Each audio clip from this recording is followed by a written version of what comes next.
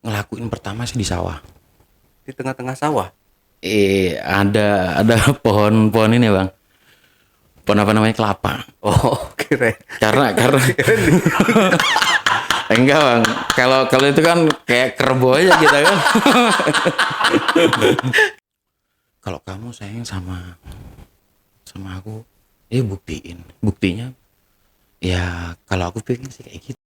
Dan suami istri, saya yakinin kepalanya aja yang masuk gitu. Nggak bakal kelar-lar. Coba saya masukin dia, jadi dia tiduran, saya di atas dia bang. Coba saya masukin kayak gini kan, dia bilang kayak gini bang, nada suaranya dia tuh gini, kayak gitu.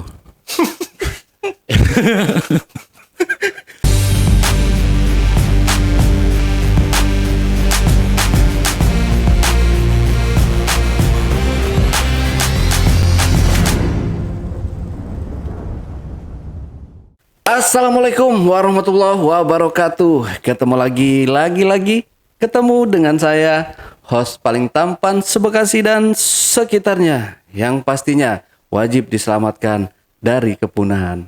Kalau host sebelum ini wajib dipunahkan karena dia telah mengaku-ngaku tampan melebihi ketampanan saya. Jadi wajib kita musnahkan. Dalam segmen Cuble, curhat dong Bang Ale. Di hadapan saya telah hadir seorang narasumber yang akan menceritakan life story atau pengalaman hidupnya. Seperti apa kisahnya? Langsung aja kita tanya ke narasumbernya. Assalamualaikum. Waalaikumsalam. Wah, kalau ini bukan superhero Batman lagi ini ya. Jadi pahlawan bertopeng. Oke. Bang Bimo, terima kasih sudah hadir di studio Ale Jejak Backpacker. Jauh nih Bang Bimo ini dari pokoknya jauh deh ya Bang ya. Dari mana kalau boleh tahu Bang? Salah satu kota di Banten bang. Oh, salah satu kota di Banten. Siap. Oke ya. Kota S ya.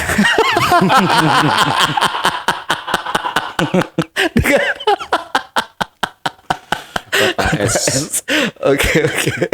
Ya, Bang Bimo. Jadi Bang Bimo ini katanya punya pengalaman hidup ya atau life story di mana hampir mirip ya kayak di film ya. Ipar adalah maut gitu. Betul nggak? Wow. Oke, Bang Bimo udah siap buat cerita. Siap. Ya, ceritain aja Bang Bimo ya. Nanti biar kalau misalnya ada yang salah-salah biar editor nanti yang edit ya. Siap. Silakan Bang Bimo, seperti apa nih kisahnya? Oke Bang Ale, berawal di tahun 2000. Di tahun 2000 itu saya SMP kelas 3 Bang. Habis gitu saya punya saudara dari anak bude saya. Dia juga kelas 3. Karena dia itu pinter dalam bahasa Inggris Bang. Saya agak kayak gimana ya? Saya suka, saya kagum gitu Bang ya. Itu kejadian di tahun 2000 itu kakak apa? Anak bude saya ini ya. Itu lagi main gitu tempat bahasa saya gitu Bang. Nah, kejadian di Ramadan, bulan Ramadan Bang. Saya kan waktu itu emang lagi suka-sukanya nonton bokep ini Bang ya. Suka-sukanya nonton bokep. Ya mungkin juga Bang.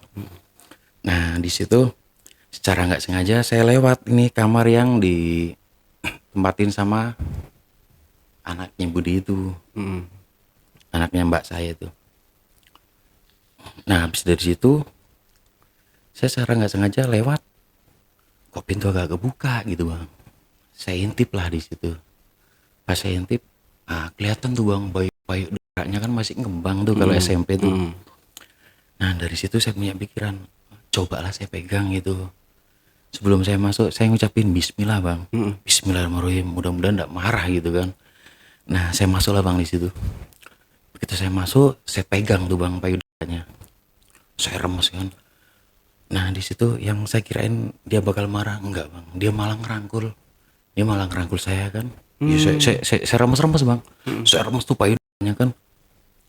Nah, maknya mungkin masih SMP, saya goblok Bang. Untuk ngeluarin payudara dari bajunya kan nggak mungkin tuh lewat atas, tapi saya coba lewat atas, nggak keluar bang. Habis gitu dia kayak nyadar, udah saya suruh keluar. Itu bang saya bingungnya kayak apa ya, bakal lapor nggak sama keluarga ini kan kejadian kayak gitu. Lanjut besok harinya malam setelah saya terawih dia bilang gini sama saya. Saya gitu-gituin kan. Saya samperin, apa mbak, maaf yang kemarin saya hilap, saya gituin kan. Udah ditutup gini bang bibir saya tuh. Diajaklah saya ke kamar. Ya udah, saya di pertama kali saya ciuman di situ. Setelah saya ciuman lakuin kayak gitu, kelar nih bang. Lanjut setelah sahur, itulah waktu pertama kali saya ngelakuin kayak gitu. Jadi dipanggil lagi sama dia. Mau kemana? Nggak ada, habis sahur mau jalan-jalan, di sini aja dulu katanya. Oh ya udahlah, saya masuk ke situ bang. Diajak cuma lagi nih habis sahur kan, namanya apa, Joni. si Joni. Saya ini udah tegang gini, saya bilang sama dia, aku pengen masukin gitu kan, saya gituin kan. Kata dia, oh janganlah katanya. Dia bilang kayak gitu, jangan intinya. Ya udah saya paksa. Setelah saya remas lagi darahnya, saya jilatin tuh bang ya kan, guntingnya saya jilatin, saya raba-rabain ke bawah, saya juga dia. Tapi setelah saya masukin, kerasaan kalau dibilang saya kan dia nggak perawan sih bang. Dia nggak perawan, udah masukin enak nih kan, udah keluar. Ya gayanya ya udah saya di atas aja, saya nggak ngerti kayak gimana. Habis dari situ besoknya kita nggak ngelakuin apa-apa, ya biasa-biasa aja sampai tiba pendaftaran SMA di tahun 2000 bang. Saya tanya, bener kamu mau merantau, mau kerja, kenapa nggak mau lanjut? Kan saudaranya ada yang mau ngebantuin gitu loh bang, karena memang Bude ini orang nggak mampu gitu kan. Katanya, mbak enggak lah aku mau kerja. Ya sedikit agak kecewa gini bang, kenapa saat saya suka nih kan dengan cewek gitu, meskipun dia saudara, dipikir juga salah gitu kan. Tapi ya mau kayak gimana lah kata saya. Tiba di besoknya dia mau berangkat tuh ke kota, salah satu kota di Banten. Oke. Dia mau berangkat, nyamper tuh ke kamar saya. Dia bilang gini, aku mau berangkat dulu ya, kamu tunggu aku 3 tahun. Setelah nanti aku 3 tahun, kamu kan SMA, kamu lulus SMA, aku balik dari Banten, kita akan nikah. Oke lah, saya pegang janji itu bang ya. Di dulu tuh punya saya, tapi kita nggak ngelakuin. Punya saya di dulu, kelar, gila. Dia berangkat ke Banten itu, lanjut lagi. Akhirnya saya tungguin, dia datang bang. Dia datang. Selepas saya kelas 3 sih, belum lulus, dia tuh udah datang pas lebaran. Jadi dia bilang gini bang, namanya ini loh yang tak tunggu-tunggu, cewek yang tak tunggu-tunggu datang gitu kan. Tapi kok sekarang beda, kamu pakai kerudung gitu kan. Saya obrolin kayak gitu, dia hanya diem bang. Dia hanya diem. Kenapa, aku salah apa gitu kan. Enggak apa-apa. Dia cuma bilang kayak gini, lupain yang dulu. Loh, nggak bisa lah, namanya mungkin di waktu umur-umuran berapa bang, 18 19 ya, kita emosi gede. Saya nggak nerimain dong. Kenapa kamu kayak gini, kamu ada cowok lain, saya gituin kan. Enggak, pokoknya lupain yang dulu. Di situ keluar tuh ibu saya, bawain teh buat dia kan, karena masih saudara kan bang ya. Gak lama kakak saya datang. Loh, memang barengan lah mas, saya gitu kan. Iya, emang kenapa? Si cewek ini kita sebut aja si Rina bang ya. Oke. Si kakak saya ini saya sebut aja si Rina. Setelah kakak saya datang, saya bilang gini, emang pulangnya bareng? Oh iya bareng, dari Banten bareng kok katanya. Pokoknya saya coba gelagatnya si Mbak Rina ini udah beda. Sama saya udah beda. Si Mbak Rina ini pokoknya udah beda lah. Malah saya pikir gini, cantikan kamu yang dulu gitu, yang enggak pakai kerudung. Setelah itu dapat penjelasan saya dari ibu saya bahwa Mbak Rina ini mau nikah sama kakak saya. Kaget doang. Saya nggak terima di situ. Saya nggak terima. Akhirnya saya ceplosin lah di situ. Saya ceplosin di situ sama ibu saya dibilang, saya bilang gini, Bu, ini tahun 2000, aku kelas 3 SMP, aku ngelakuin sama Mbak Rina. Aku ngelakuin sama Mbak Rina, kayak gitu. Saya bilang gitu Bang Ale ya. Kakak saya nggak nerima. Ah ngomong apa kamu? Ngomong doang sih gitu-gituin kan. Saya digituin. Saya tetap ya emang nyatanya kayak gitu. Kalau kamu nggak percaya, tanya aja sama Rina sih gitu. Nah akhirnya si ibu nangis ngomong sama saya, ya Allah kamu kok kelakuan apa gitu, kelakuan apa yang kamu lakuin, nggak ada loh orang tuamu ngajarin yang model kamu kayak gini. Udah pokoknya saya dimaki-maki lah sama ibu saya tuh di situ. Dan pada akhirnya saya dibawa sama kakak saya di lampu merah Bang, agak jauh lah dari rumah ya, agak jauh dari rumah. Saya dibawa di situ, intinya saya ditanya kamu ngelakuin apa aja, saya jelasin Bang, dari yang saya ciuman, saya main ke dada sampai saya nih, kita tidur bareng saya gituin. Oh, mau mulai saya di situ. Mungkin gini Bang, kalau dia mau saya mungkin ribet ke orang tua saya juga kan, nggak mungkin kan. Akhirnya dia bilang gini, ya udah untuk kejadian ini kita skip, kita tutup, yang tahu kamu, aku sama ibu. Oke lah di situ kan. Akhirnya nggak lama kemudian, 1 bulan kemudian mereka nikah Bang. Mereka nikah, ya tetap saya sakit hati. Balik lagi mereka di Banten. Waktu itu saya mutusin buat cari pacar, ya untungnya dapat Bang ya. Saya nikah juga di 2004. Setelah saya lulus sekolah. Setelah 1 bulan setengah setelah saya lulus sekolah, saya nikah. Nikah muda. Ya, saya umur 19 dan istri saya di 18 tahun. Pernikahan itu ya berjalan seperti biasa Bang ya, dengan ekonomi yang biasa lah Bang. Yang penting saya tanggung jawab lah buat keluarga gitu kan. Di 1 tahun saya punya anak.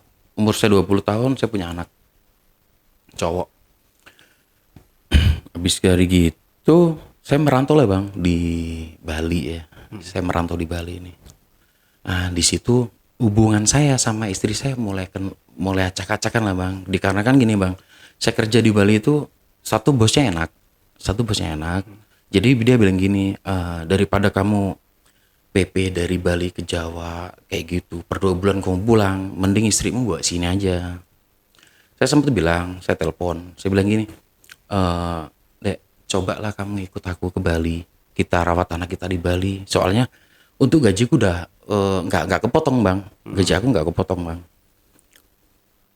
Enak lah buat biar kita apa ya Bang, mandiri lah, nggak deket orang tua, nggak deket mertua kan kayak gitu Bang ya. Tapi pikiran dari istri saya itu, dia bilang gini, orang tua aku udah tua loh, kalau meninggal kayak gimana. Nah terus kalau aku butuh kayak gitu, masa sih aku harus kirim uang aja ke kamu kan? Terus untuk kebutuhan kayak gitunya aku kayak gimana? Kebutuhan biologisnya. Kebutuhan biologisku kayak gimana?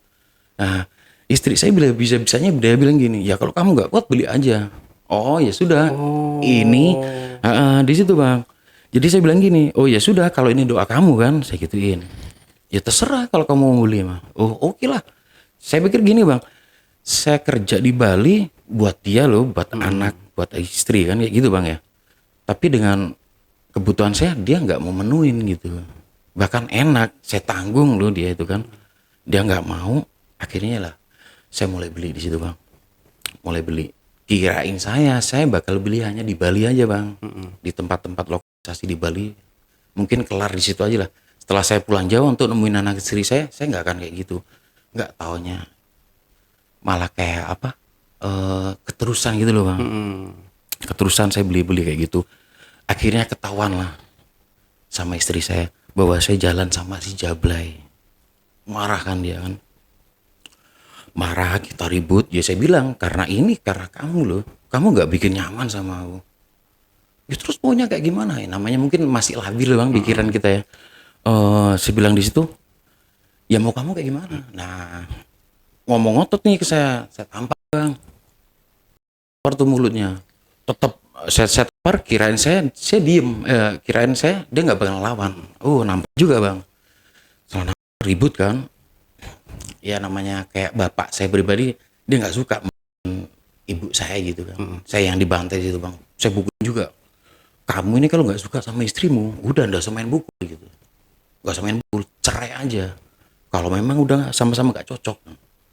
Akhirnya dari omongan gitu, kehidupan saya sama istri saya udah nggak harmonis lagi bang. Sampai suatu ketika kayak gini bang. Saya minum bang, saya suka main obat gitu bang ya. Obat terus minum saya suka. Waktu itu mungkin kebanyakan bang. Pulang saya di jam 12 malam. Karena memang kalau di rumah itu dia nggak pakai kunci. Pakai slot aja di atas gitu bang. Setelah saya pulang, anak istri saya tidur. Saya masuk kamar bang. Ketahuan tuh sama istri saya. Namanya mabuk. Ya saya didorong aja udah jatuh gitu bang. Setelah didorong jatuh. Jadi yang saya sesalin kayak gini. Istri saya tuh nendang kepala saya. Diinjek bang. Diinjek. Dengar kan. Brak gitu kan. Ibu saya datang sama bapak malam-malam tuh. Karena kan kamar saya di depan nih. Kamar orang tua saya di belakang. Nyamperin lah mereka. Nanya, kenapa? Ini loh, masnya kok mabuk terus gitu. Ngepil terus, kapan kelarnya kayak gitu. Tapi keadaan, terus kamu apain? Tak kepalanya gitu. Wah, ya di situ kan namanya orang tua, sebeja-bejain saya tetap suaminya loh bang. Harus dihargain gitu kan. Akhirnya dari situ kita ribut, dia pulang lah ke rumahnya. Pulang ke rumahnya, saya juga netep di rumah saya nggak mau nyamperin. Coba saya untuk minta maaf tuh sekali, 2 kali, 3 kali tetap. Bahkan di surat apa sih bang namanya bang, gugatan cerai itu bang, di situ disebutin semua bang. Saya suka saya nggak pernah belanjain, ya kan? Saya nggak pernah belanjain. Terus saya suka ngepil segala macem kan, mau-maukan kayak gitu. Padahal kan kalau saya posisi nggak kerja, saya ngamen bang. Saya ngikut teman, saya ngamen. Intinya di zaman segitu ada salah satu susu bayi itu seperempatnya 250 gramnya itu 8.000. Intinya saya dapat 15.000 aja. Saya pulang bang, ya gitu. Akhirnya nggak lama dari situ cerai lah kita. Cerai. Ya saya jalani hidup seperti biasa. Sempet sih mantan istri saya ini pengen balikan karena ngomong dia masih sayang gitu kan. Tapi ya apa dia bisa nggak apa namanya bang, ngilangin sakit hati orang tua saya juga gitu kan, dengan dia sebagai istri kayak gitu kelakuan ke saya. Mungkin saya memang salah juga, saya ngobat, saya minum gitu bang ya. Akhirnya setelah perceraian itu dapat di 3 bulan selanjutnya saya ketemu janda bang. Jadi dia agak kaya sih. Karena si mbaknya si janda ini, ngomongnya si janda awalnya kan. Mbaknya si janda ini orang DPR di kota di Jawa Timur itu, di tempat saya gampangnya. Awalnya diginiin sama teman saya si Pendi namanya. Si Pendi bilang gini, bro mau cewek enggak? Tapi agak tante-tante gitu. Udahlah gas aja daripada aku bilang nggak ada kan kayak gitu. Iya, bang. Jadi saya iyain, saya ketemu lah sama dia. Namanya sebut aja si Dina ya, si Dina. Akhirnya setelah ketemu itu, ya memang kayaknya dia butuh sih bang, butuh cowok gitu yang lebih muda. Karena waktu itu saya umur 23. Saya umur 23 tahun, sedangkan dia di 35 bang. Jauh ya 12 tahun bang ya. Ngelakuin pertama saya di sawah. Jadi saya bonceng 3. Si Pendi, si janda ini, terus sama si saya. Dari belakang. Jadi si Pendi nungguin aja. Di jalan. Okay. Nah, saya masuk ke sawah itu. Saya lakuin pertama ini. Kirain saya setelah ngelakuin kayak gitu ya sudahlah urusan kelar gitu kan. Karena memang Di tengah-tengah sawah. ada pohon-pohon ini bang. Pohon apa namanya, kelapa. Oh, keren. Karena enggak bang. Kalau itu kan kayak kerbau aja kita kan. Keren di tengah-tengah sawah. Enggak. Saya tadi bilang di sawah kan ya. Jadi di jalan-jalan itu loh bang, jalan sawah itu loh. Apa sih namanya kalau orang Jawa tuh? Galangan ya, Sawah. galangan. Dapat dari situ kita main. Nggak taunya besok dia SMS saya. Bimo, kamu di mana katanya? Aku kangen katanya. Lagian nggak ada motor gitu. Memang ada sih bang motor, cuman bapak itu kayak nggak mau lah. Karena setiap saya pakai motor pasti pulang mabuk kayak gitu bang. Karena apalagi setelah perceraian ya bang ya. Saya pengen kebahagiaan aja lah pokoknya. Entah saya mabuk kayak gimana ya. Intinya saya happy aja gitu kan. Akhirnya saya bilang gini, oh bisa sih tuh. Cuman aku nggak ada ongkos buat ke sono. Naik angkot gitu bang. Jadi jarak itu mungkin ada sih di 15 kilo. Kalau dari tempat saya ke tempat si janda itu. Nyampe ke situ, ya udah kamu pinjam aja dulu, nanti tak gantiin. Nah udah bang dari situ saya tanya kepribadiannya, aku udah janda kok. Nah, udah janda gitu kan, dia bilang kayak gitu. Oke lakuin. Bahkan itu ada anaknya bang, maksudnya kayak gini, dia kan pakai kasur tingkat dulu bang. Saya sama si janda di bawah, sedangkan anaknya yang SMP di atas tidurnya, ya main-main aja. Tapi kalau saya bilang dia tuh agak-agak hiper juga bang, bisa main 2 kali, minimal 2 kali lah dalam semalam. Gitu.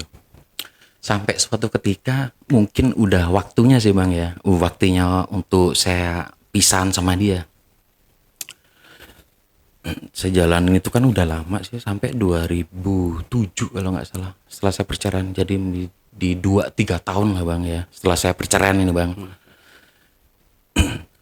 itu nggak taunya ada yang gedor-gedor pintu. Tok tok tok tok gitu kata saya. Saya tanya, siapa yang? Nggak tahu. Coba diintip sama dia. Nggak taunya siapa bang? Suaminya bang. Oh. Suaminya. Saya kaget di situ. Wah gila kamu kata saya. Bukan kamu janda.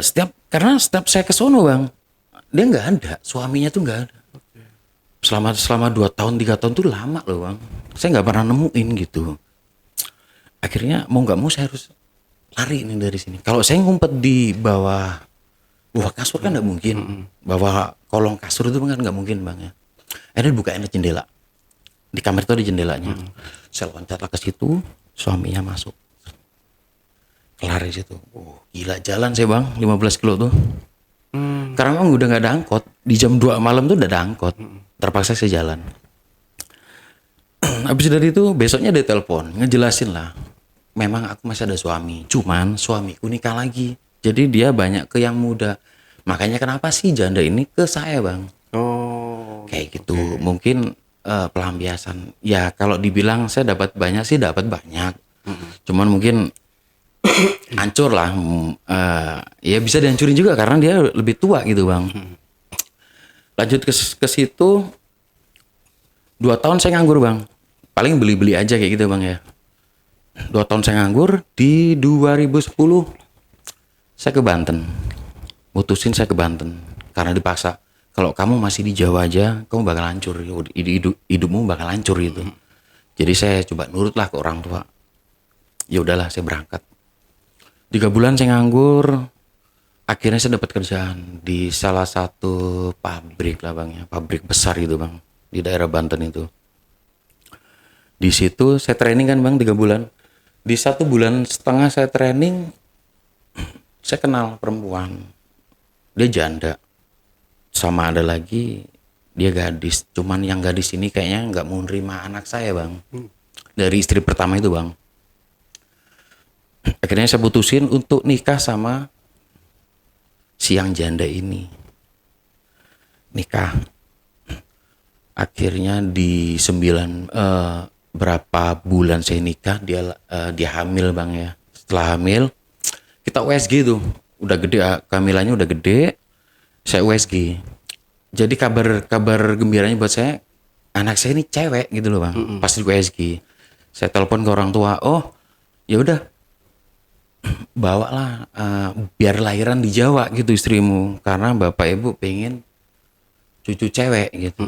Akhirnya di kehamilan 9 bulan kan memang dapat cuti bang ya. Cutinya tuh 1,5 bulan bang. Dia saya antar buat ke Jawa, tapi buat di pool base aja bang. Setelah itu saya pulang lagi ke kontrakan. Udah kamu lahirin di Jawa ya, karena anaknya cewek nanti tinggal aja di Jawa nih, biar diurus sama bapak ibu, kita tinggal ngirim aja gitu buat keperluannya gitu bang. Nah dari situ setelah saya nganter, dapat di malam harinya bang. Waktu itu masih zaman LAN sih bang. Di 2010 zaman LAN ya. Ada yang chat sama saya. Ini Mas Teguh bukan? Saya bilang gini, oh bukan mbak, kamu salah nomor lah, saya gituin. Saya anak lu mau berapa, saya gituin. Istri saya lagi hamil. Nggak percaya katanya. Lah terus mau kayak gimana? Besok sore ketemuan ya, selepas kerja gitu. Akhirnya saya ketemuan bang, di taman lah deket-deket pabrik itu bang ya. Saya ketemuan, saya jelasin, bukan kan, dugaan kamu salah kan? Oh iya mas. Nah dari situ ya udahlah, karena memang saya juga nggak kenal, dia juga nggak kenal, ya sudah mbak ya. Saya nggak enak, karena waktu itu saya mikir gini bang, saya pengen jadi orang bener gitu. Dari situ dia bilang gini, mas minta nomornya sih buat apa? Ya enggak, suatu saat aku ada masalah aku bisa curhat ke kamu. Ini orang Lampung bang, namanya si Anis. Namanya si Anis. Besoknya ngelain lagi ke saya, ngechat lagi ke saya, mas ketemuan yuk katanya. Mau kemana? Enggak, main ke kontrakan aja. Main lah bang ke kontrakan. Ya saya anggap adik aja bang, karena memang umurnya lebih muda dari saya. Situ pertemuan kedua, dia lagi ngegosok, saya ngopi aja bang, sambil sempat-sempat gitu bang ya. Dia bilang gini bang, mas aku kok nyaman ya deket kamu. Waduh kata saya kan, saya bilang gini, ini penyakit ini kata saya kan. Oh nggak apa-apa sih dek, kalau kamu merasa apa nyaman ya nggak apa-apa, anggap aku kakak kamu aja kayak gituin, kita kakak adik aja. Kalau misalnya lebih nggak bisa lah, aku kan punya istri saya gituin, istriku mau lahiran gitu.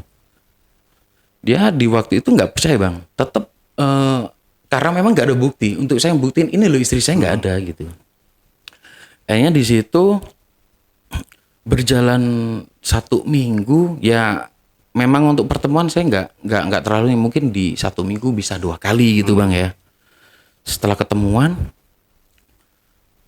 akhirnya nafsu saya tuh nongol lagi bang, karena dia bilang gini, mas beneran sih kamu nggak mau tak pacaran sama aku? Saya bilang gini, bukan nggak mau pacaran deh, aku punya istri. Kamu aja nggak bisa buktiin kok. Ya udahlah, mau nggak mau kan kita dikasih kanasin gas aja bang ya kan. Setelah saya gas, ya biasa cuman bang, kita cuman.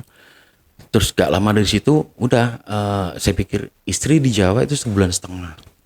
Mungkin bisa sebulan lagi dia bisa pulang ke sini. Saya daripada saya poli, saya gas aja nih kan, si Anis ini kan.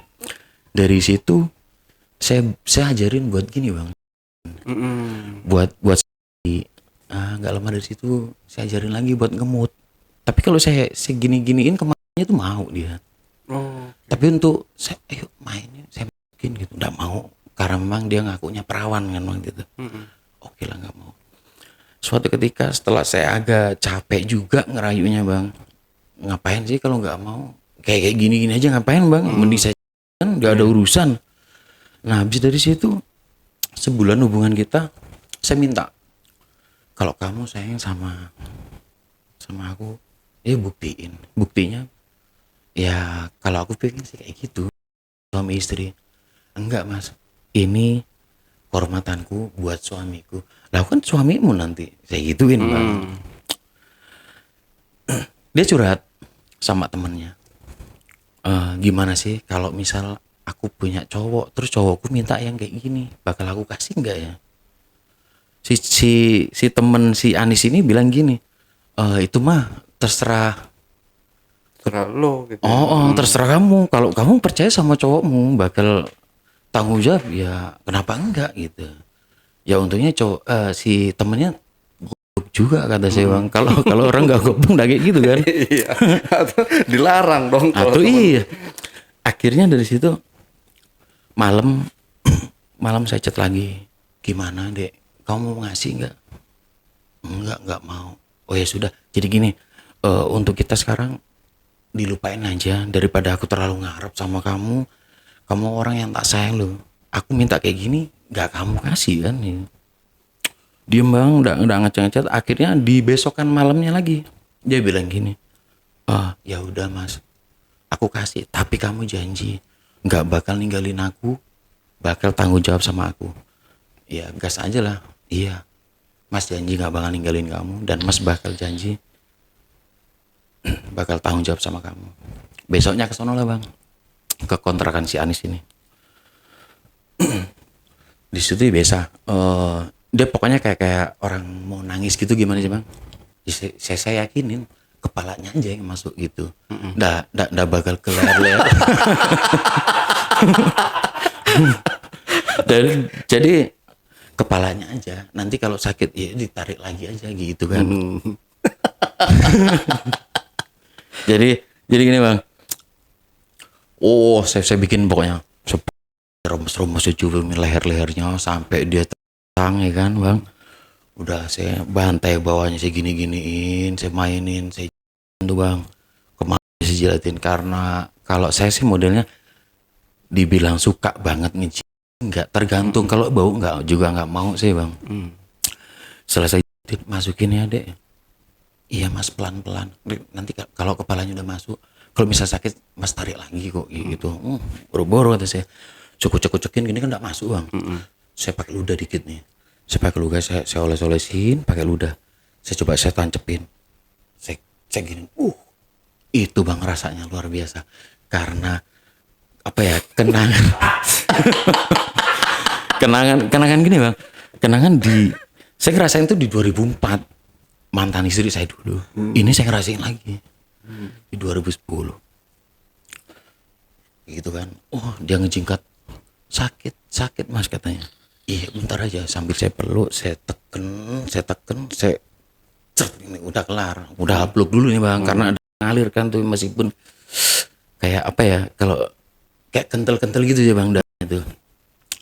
Saya goyang-goyang, memang gak lama. Paling ada sekitar 10-15 kali kenyotin ini keluar banyak saya. Tapi cuma saya tarik, saya terotin di luar.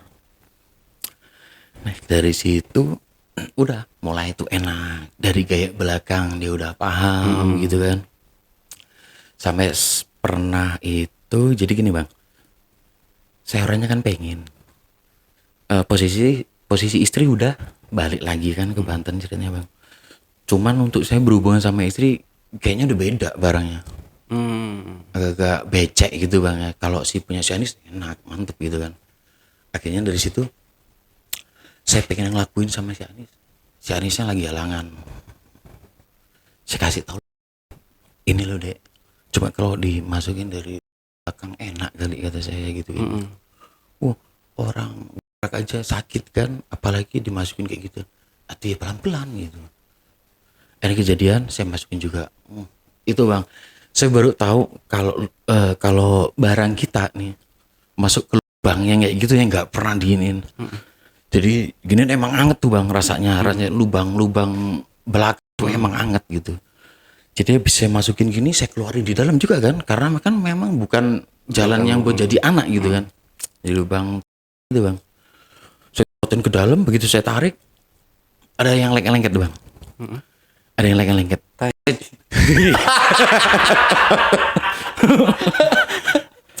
Jadi pas saya cuci kan, kontrakan dia, pas saya cuci, ini apa sih kok lengket gini? Kalau keputihan bukan gitu, tapi warnanya agak kuning pucet gitu bang. Saya giniin pakai sabun, masih pakai sabun muka yang biore itu bang, cocok-cokin gini, tetap nggak bisa hilang. Lama tuh bang, 5 kali bilas baru hilang tuh. Balik lagi saya ke situ. Akhirnya pokoknya ngelakuin kalau dari belakang saya 2 kali sama si Anis ini. Setelah itu yang namanya kita selingkuh, cewek mungkin juga mikir gini bang, ngapain sih aku babak belur kayak ini tapi nggak kamu tanggung jawabin? Karena ditanya, ya nanti aku nikahin, tanya aku nikahin, ya kayak gitu-gitu aja. Akhirnya berjalan terus kayak gitu, masuklah di 2015. Karena gini bang, di 2015 tuh saya pengen ngakhirin hubungan dengan si Anis. Karena gini bang, dia udah mulai ngancem. Aku udah bertahun-tahun loh sama kamu, udah 5 tahun aku sama kamu. Tapi aku minta nikahin, kan kamu nggak bisa terus. Dia kan kamu tahu aku punya istri. Atau cerain istri kamu, cerain. Ya nggak segampang itu. Aku punya anak loh. Aku juga bisa bikin anak. Kata si Anis kayak gitu. Ya nggak gampang gitu. Kalau mau nikah sendiri oke lah gitu. Tapi jangan rame-rame saya gituin. Itu pernah gini bang. Namanya orang selingkuh, kita nggak ada nada dering yang kenceng, getar aja kan. Jadi malam-malam itu yang getar.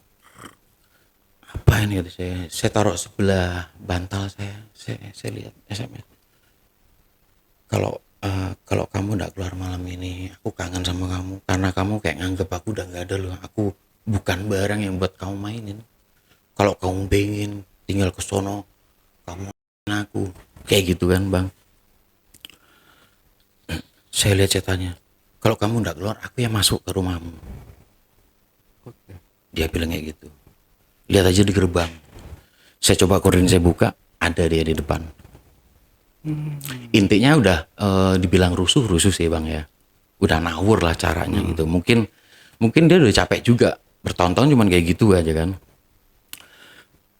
Lanjut saya bilang gini, karena saya punya adik tuh. Saya hubungin, saya chat adik saya, tolong nanti kalau mas telepon kamu, bilang aja diajak ke sini, ke kota juga di daerah Banten. Bilang aja mau bisnis apa gitu kan. Oke lah katanya.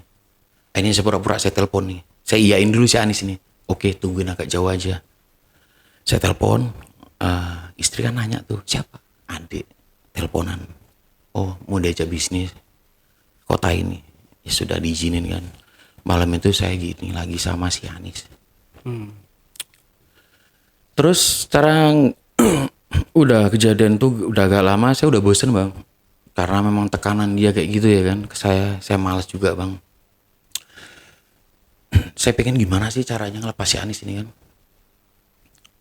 Gimana caranya ngelepas si Anis. Kalau saya putusin langsung dia gak bakal terima. Akhirnya nggak tahu ini jalannya udah kayak gini apa memang bantuan gitu ya bang ya. Saya ketemuan sama si Anis nih.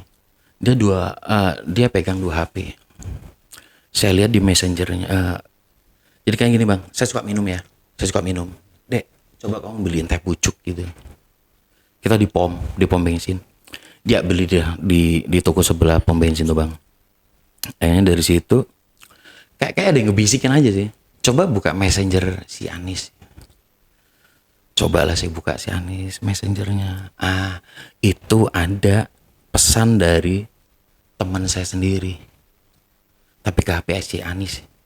Saya coba buka. Dia bilang gini, Teh Anis besok nginep lagi ya gitu. Marah saya bang. Marah saya tuh. Setelah marah situ, si Anis datang nih. Mas, ini teh pucuknya. Saya situ nggak apa ya bang? Nggak saya minum. Saya pegang, saya banting, saya tanya. Ini temanku ngapain sama kamu? Ya intinya si Anis bilang gini, selama 3 bulan aku nggak nemu, saya nggak nemuin si Anis ini. Si Anis jadi nyari kayak apa ya, temen sih bang. Tapi nginep lu ini kata saya gituin. Iya orang nginep aja. Nggak mungkin, saya bukan orang bodoh gitu. Kamu sebelum tua udah tuan aku. Jadi caramu kayak gini salah gitu. Disitulah saya dapat momen buat ninggalin. Pokoknya perdebatan kayak gimana pun aku nggak mau pisah. Bodoh amat. Kamu udah ngianatin aku loh dengan hubungan kamu dengan temanku sendiri. Padahal itu bisa dibilang untuk apa bang? Untuk buktinya kan belum ada, belum jelas ya kan. Ini dari situ saya udah ngelepas si Anis. Lanjut lagi, saya ketemu janda. Jadi kalau saya di pabrik itu kerjaannya di ini bang, agak-agak diekspor ya, bagian ekspor. Jadi kalau untuk yang produksi itu untuk ngelewatin ada barang salah. Jadi untuk ekspor kan nggak bisa nih bang. Jadi minta bantuan orang ekspor. Biasanya kalau anak-anak itu dimintain bantuan dikasihnya kopi, rokok kayak gitu bang.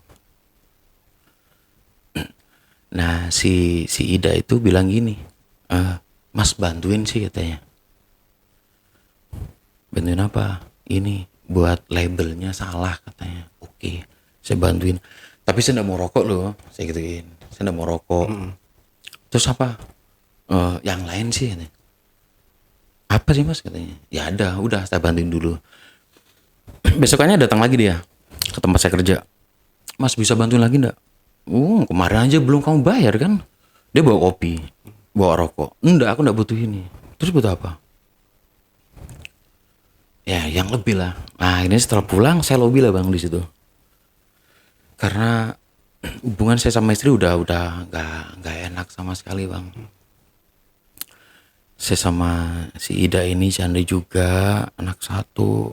Saya hubungan lagi di situ sampai saya terlilit utang tuh bang.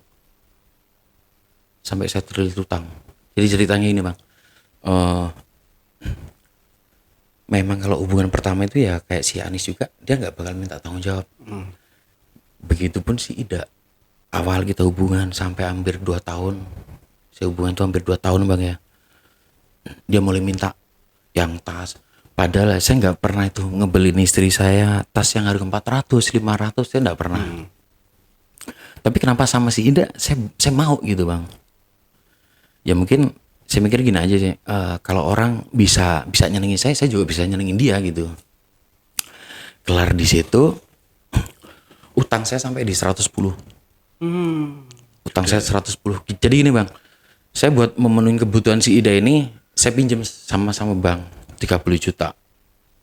Buat ngebayarin si bank ini saya nggak ada uang, kurang, gaji saya pun kurang. Saya pinjamlah sama bank satunya. Di ACC juga 30, 60 bang ya. Akhirnya buat si bank ini bisa kebayar, bank ini nggak bisa kebayar. Pinjamlah saya ke rentenir. Oke. Babak bang di situ. Utang saya di total pokoknya sama bunga-bunganya tuh 110. Di situ saya nangis ke istri.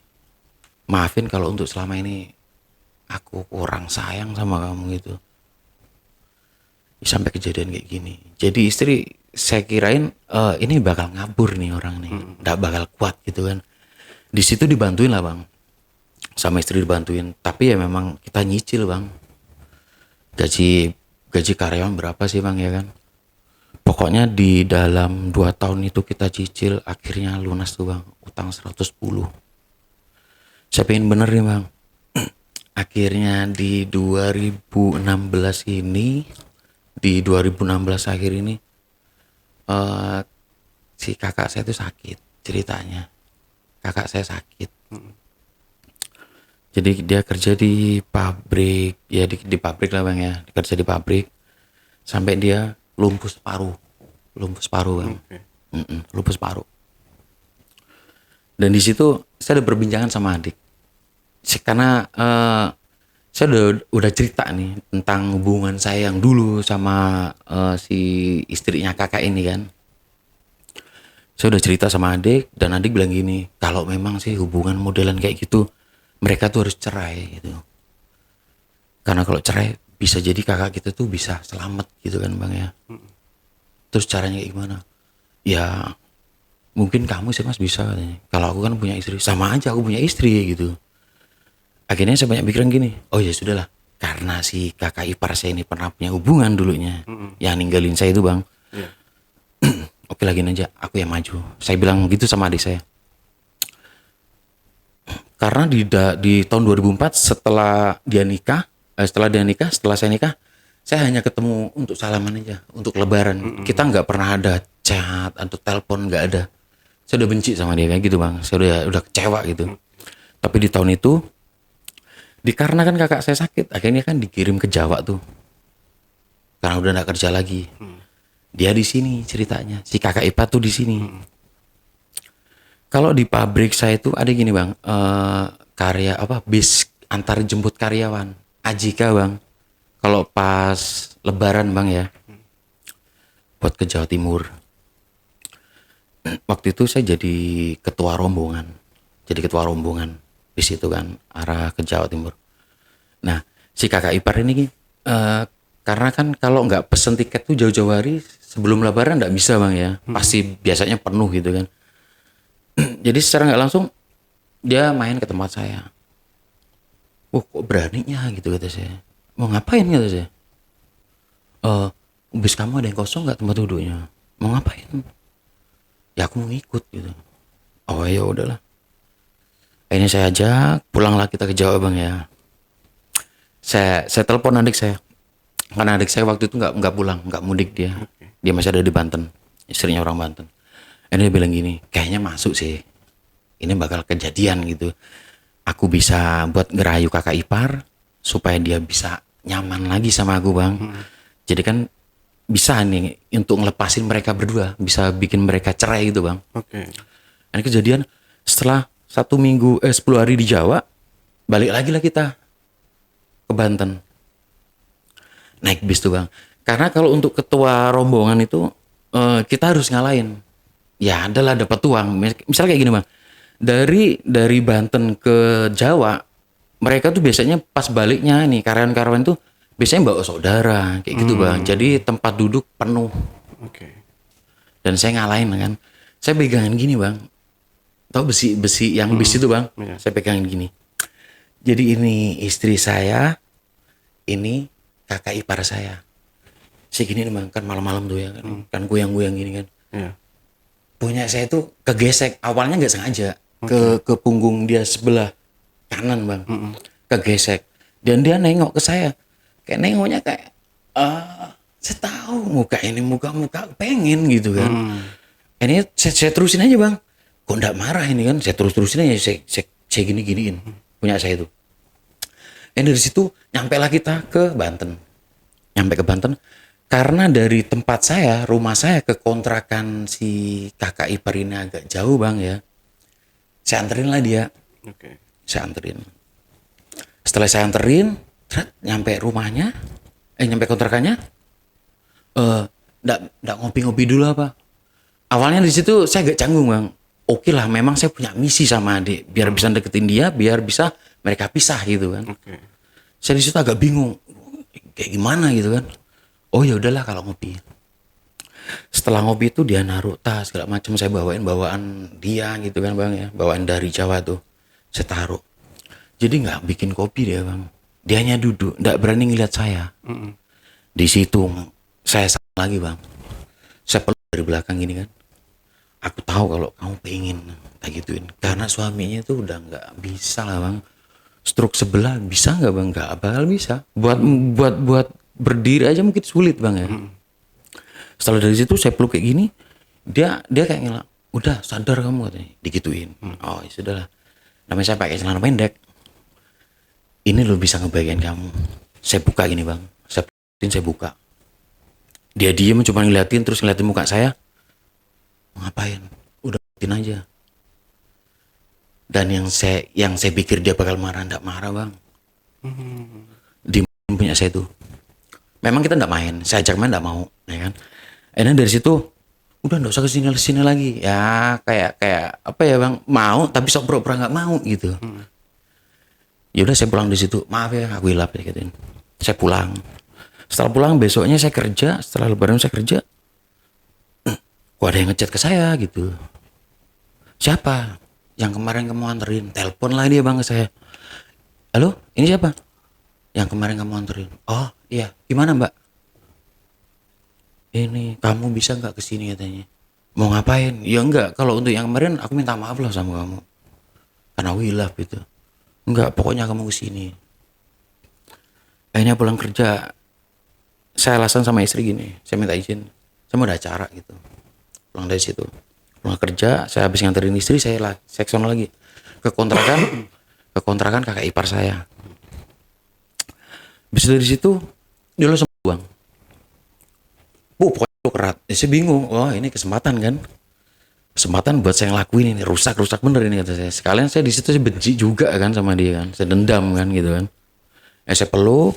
Saya gini nih bang. Saya itu pahanya saya gini ini kan. Udah.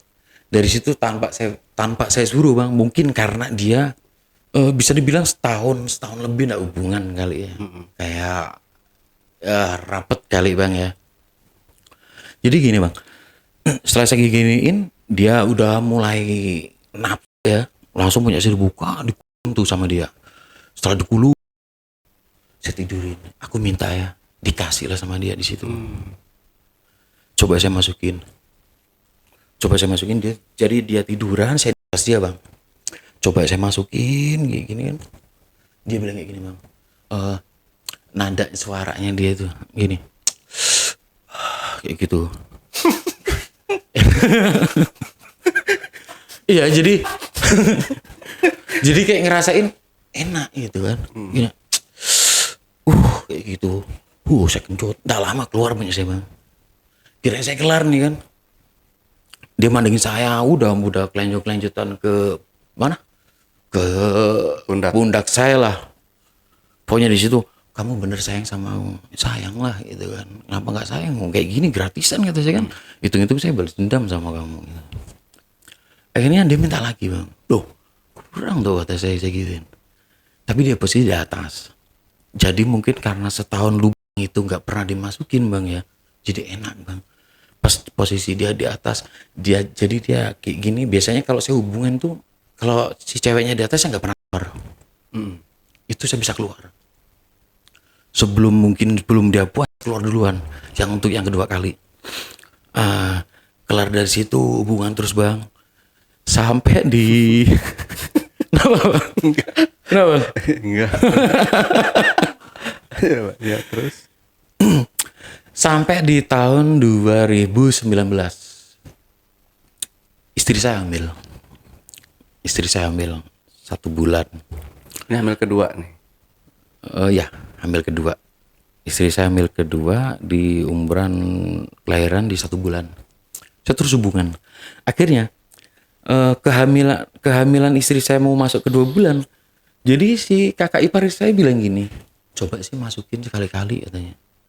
Nanti jadi gimana? Enggak bakal kok. Saya cekin lah bang, hubungan itu di dalam ini kan. Saya cekin di dalam, hamil ya bang. Istri saya hamil 2 bulan. Kakak ipar saya hamil 1 bulan. Pusingnya kayak gimana. Tapi dia bilang kayak gini, kayak orang bahagia gitu loh. Karena hamil loh, ini salah loh kata saya. Akhirnya di situ misi saya bukan misi yang buat misahin mereka, malah saya yang kejebak bang. Awalnya kan saya bikin buat dia nyaman sama saya. Nggak lama saya pengen dia buat cerai nih sama kakak saya. Habis itu ya sudah kelar gitu hubungan. Pengennya kan kayak gitu.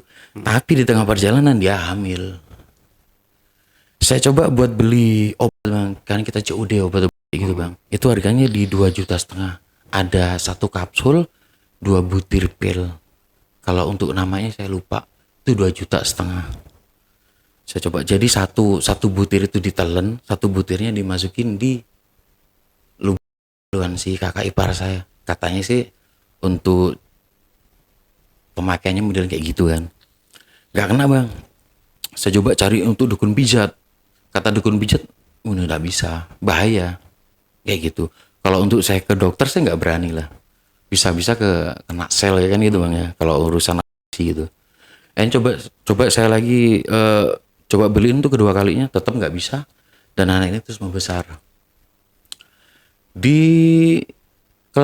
usia kehamilan istri saya yang ke 6 bulan ini ada masalah. Jadi sebenarnya untuk kehamilan istri saya ini sebenarnya kembar bang. Kembar. Jadi satunya nggak berkembang, udah nggak berkembang aja. Jadi si air ketubanya itu keminumlah sama bayi yang satunya. Jadi kelainan di jantung. Dia kelainan di jantung. Mau nggak mau, saya operasi waktu itu di salah satu rumah sakit lah ya bang ya, di Banten. Akhirnya suruh milih saya sama dokter itu.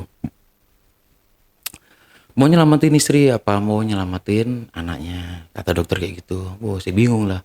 Saya obrol ke istri, ya selamatin kamu lah kata saya gituin. Kalau anak mungkin kita bisa bikin lagi itu kan kalau masih dikasih kan. Tapi kata istri bilang gini, nggak usah lah selamatin anakmu karena kamu kan pengen punya anak cowok gitu. Ya udah nggak apa-apa, aku juga punya anak cowok meskipun udah gede saya gituin kan bang ya. Nah dari situ akhirnya udah operasi, diselamatin si ibunya. Nah, saya udah meninggal. Nah, ini lanjut nih kehamilan. Dan kakak ipar saya bilang gini, kamu nikahin aku. Loh, nggak bisa mbak. Aku punya istri loh, tahu. Saya gituin. Aku nggak bisa. Ya ceraiin. Ya udah saya giniin. Sekarang gini, aku pengen bukti dari kamu. Kamu hamil gede kan, nggak pulang-pulang nih kan ke Jawa kan. Suamimu pun nggak tahu. Sekarang telepon depan saya, kamu minta cerai sama suamimu. Telepon tuh bang di loudspeaker sama saya. Intinya gini, mas, aku mau ngobrol. Jadi si kakak saya mungkin tanggapannya, ini kangen nih istri gitu kan. Nggak taunya di situ dia bilang gini, si kakak ipar tuh bilang gini, aku mau cerai karena aku masih muda gitu. Karena aku masih muda dan aku masih butuh bahagia, pengen disenengin. Nggak dengan kamu yang kondisi, jangankan untuk hubungan, mungkin untuk jalan pun sulit gitu bang. Tapi si kakak saya nangis-nangis, nggak mau lah dia buat cerai gitu kan. Kata saya, dari sini pun misi saya udah gagal. Karena ini udah minta cerai, tapi si kakak saya nggak mau gitu kan bang. Lari situ, di kehamilan 9 bulan dia pulang. Yang saya heranin gini bang, kalau pemikiran saya nih, suami di Jawa, dia ada di Banten, hamil gede loh pulang. Apa nggak curiga nanti orang tuamu, terus saudara-saudara di sono, itu urusanku. Kayaknya gini sih bang, karena mungkin gaji dia ini sering buat nopang keluarganya di Jawa, si kakak ipar ini, buat nopang keluarganya di Jawa. Jadi kayaknya dia lebih bisa ngatur nih. Makanya sampai saya bilang gini, saya pemikiran gini bang, kalau ini sampai ketahuan habis saya bang, ya kan? Tapi nyatanya setelah nyampe Jawa lahirlah anak gitu bang, cowok, anaknya cowok. Tapi untuk diakte kan anaknya sih kakak saya bang. Udah, tapi tetap kita saling hubungan di situ. Nyampe akhirnya dia bilang gini sama saya, intinya kamu bisa nggak nikahin aku? Aku nggak bisa, saya gituin. Terus gak lama dari situ, terakhir saya telepon, dia bilang gini, udah kamu gak usah hubungin aku. Aku cuma nyapain doang, ngangenin suami orang gitu. Aku pengen nikah, kamu udah usah hubungin lagi. Gak lama dari situ, oke lah, lost kontak kita. Lost kontak. Di tahun 2023.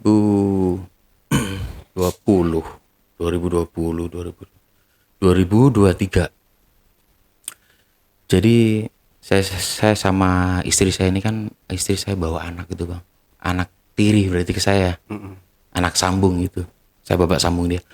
Jadi gini bang, kalau untuk umuran itu sama dengan anak saya yang di Jawa. Jadi lulus sekolah dia nih, lulus sekolah, awal pengen nyari kerja, oke lah, sabar dulu. Dari situ dia pengen tahu ini kan forklift itu bang. Iya. Dia pengen forklift, pengen kursus forklift, tapi waktu itu kan dananya di 6,5 juta, saya belum ada.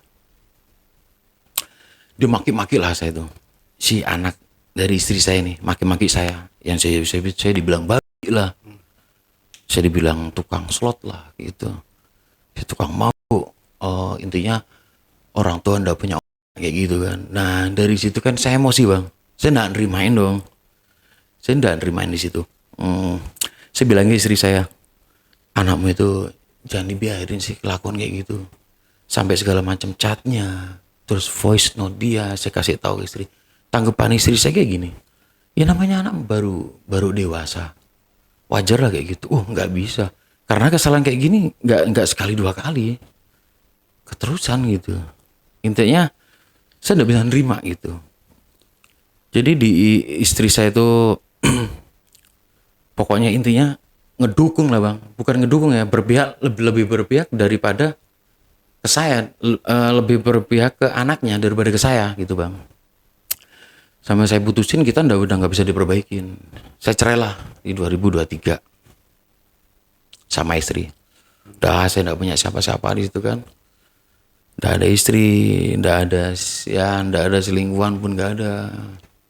Akhirnya saya kerja, saya pindah itu, saya keluar dari pabrik itu, saya kerja di pabrik lain bang ya.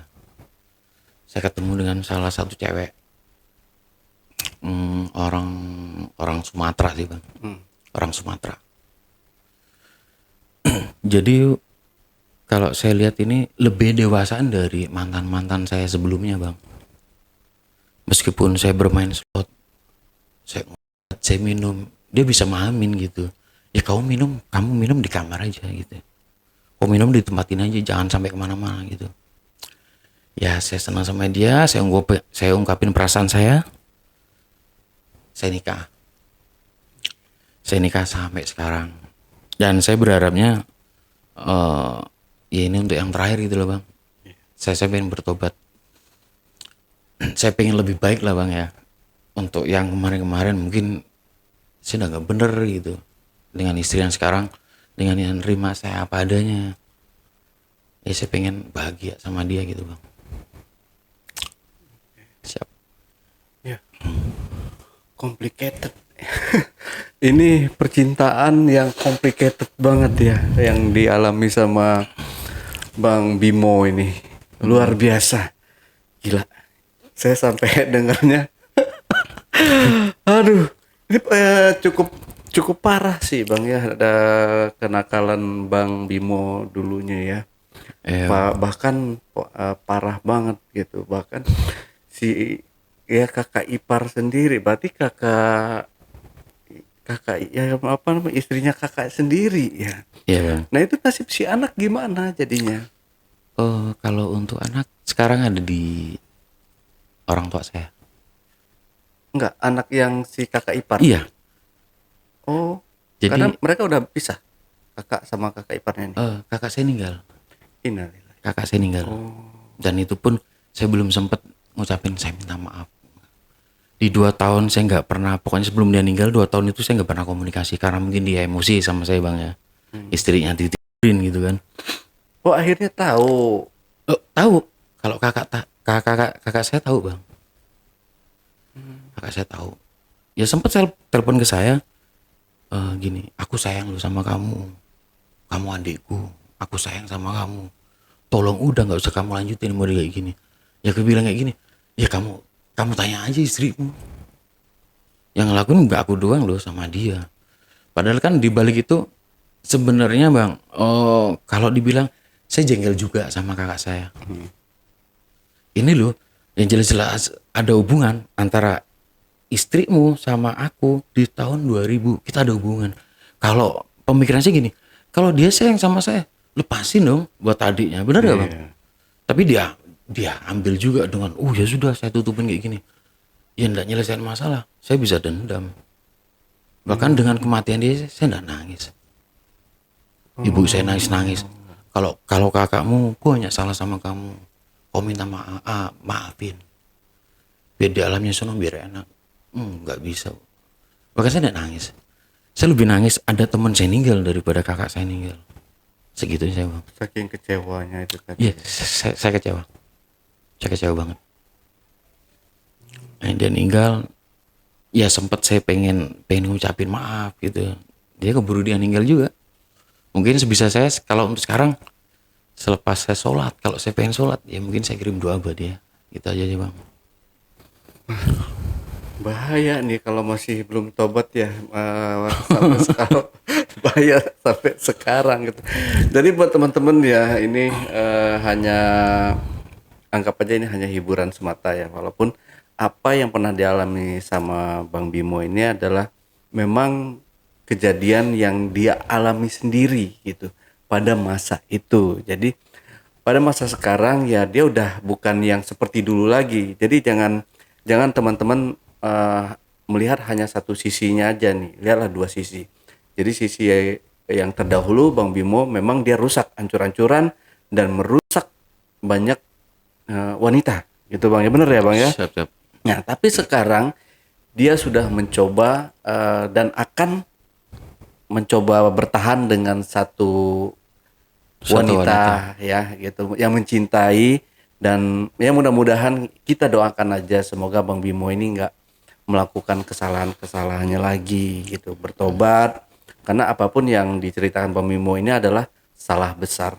Jadi mohon maaf sekali lagi, saya tegaskan sekali lagi, ini tontonan untuk dewasa, untuk 21 tahun ke atas atau 30 tahun ke atas ya. Buat teman-teman yang mungkin punya anak kecil, jangan pernah coba untuk nonton di channel ini. Ya, sekali lagi saya tegaskan, ini tontonan dewasa. Jadi kalau teman-teman menganggap ini jangan serius-serius banget, maksudnya jangan baperan, jangan apa ya, ya sedikit-sedikit jarinya menghujat gitu, jangan ya. Tinggalkanlah komentar yang baik dan sopan, doakan gitu. Oke Bang Bimo, ya semoga ya apa yang Bang Bimo alami ini jadikan pelajaran untuk kita semua bahwa perbuatan yang Bang Bimo lakukan itu adalah salah dan dosa besar. Iya. Dan sekarang ya yang mana sih manusia itu nggak luput dari dosa, Bang ya, bener ya. Jadi mungkin ini bukan banyak dari teman-teman juga yang bilang, wah Tuhan menutup aibmu tapi dirimu sendiri yang menceritakan.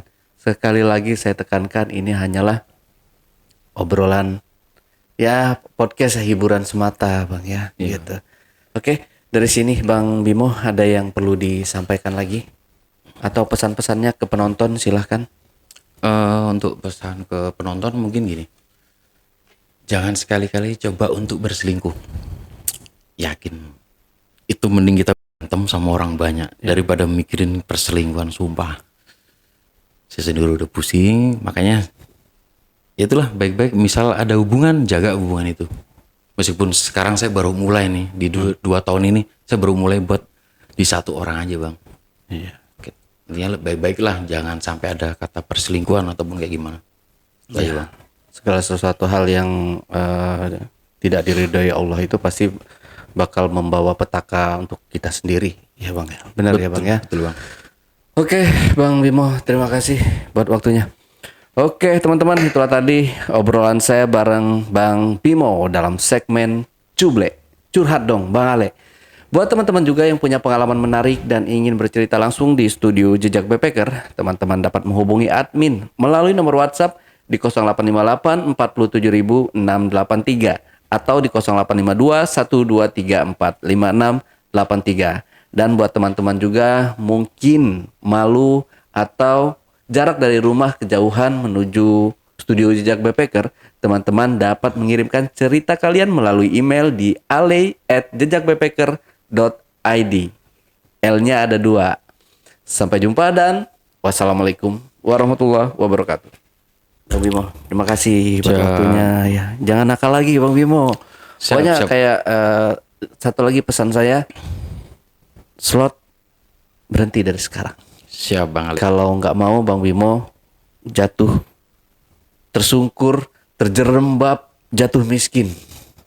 Ya, Siap. ya mudah-mudahan Bang Bimo mendengarkan ya apa namanya, hanya saran dari saya aja yang mungkin baru Bang Bimo kenal. Tapi sepengetahuan saya orang yang hidup dengan judol atau judi online itu hidupnya sih nggak akan apa ya, nggak berkah ya, bukan gitu maksudnya. Ya pasti kalau nggak berkah pasti hancur, pasti suatu saat pasti hancur kalau itu tidak berhenti dari sekarang. Oke Bang Bimo. Siap, Bang Ale. Oke. Dadah. Dadanya dipakai.